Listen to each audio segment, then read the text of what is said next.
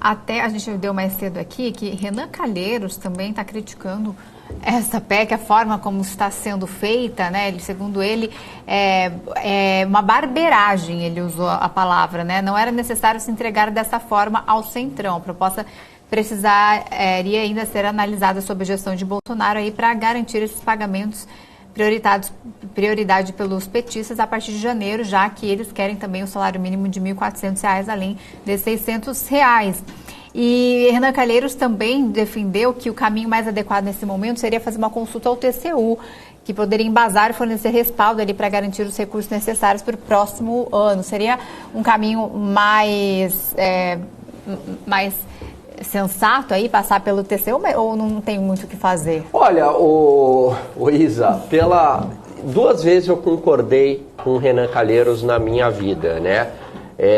A primeira foi quando ele defendeu a independência do Banco Central corretamente, e agora.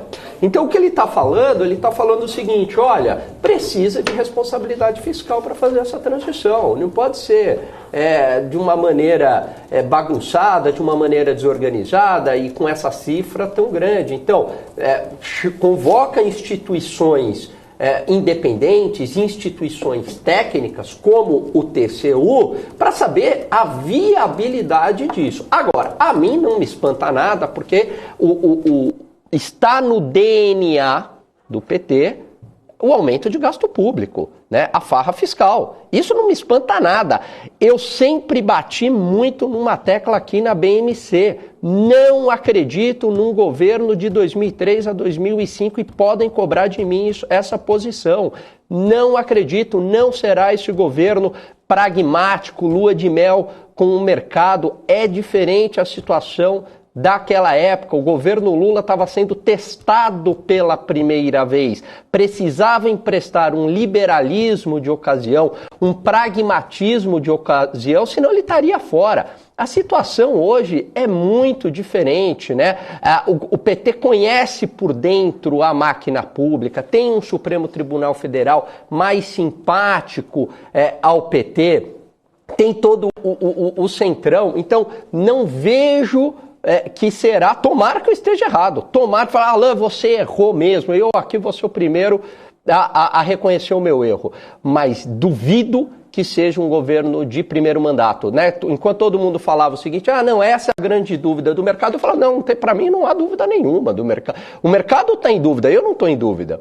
Eu acredito que será muito mais uma cara de governo de segundo mandato que de primeiro mandato. O Dirceu reconheceu isso numa entrevista, o próprio Zé Dirceu falou isso, o Boulos falou isso numa entrevista no Roda Viva, quando acho que a Vera Magalhães indagou ele falou, olha, veja, o DNA, ele está falando isso aqui porque ele está em campanha, né?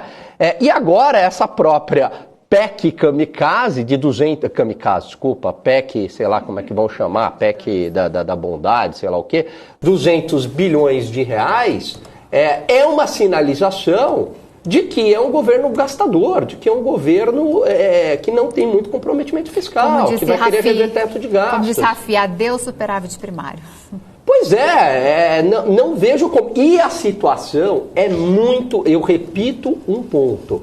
A situação da economia mundial é muito diferente de 2003. Porque em 2003 a gente tinha Estados Unidos crescia, Japão crescia, que não crescia há anos, União Europeia crescia, a China crescia a 2 dígitos, países da América Latina cresciam e mesmo assim o Brasil ficou com o segundo pior crescimento da América Latina, mas crescia muito. Choque de commodities, liquidez internacional, é algo em economia, é um ciclo em economia que a gente vê de 100 em 100 anos. E aquele ciclo aconteceu. Então, sustentar um superávit primário, né, num patamar de 2,5% do PIB, era mais tranquilo. Agora, deixa eu falar como é que está o mundo hoje. Disrupção das cadeias produtivas, encarecimento de frete, inflação global, subida de juros na Inglaterra, subida de juros nos Estados Unidos, China crescendo a 3,5%, acabou o bônus demográfico da China, acabou o bônus de êxodo rural da China, então todo aquele choque de produtividade, né,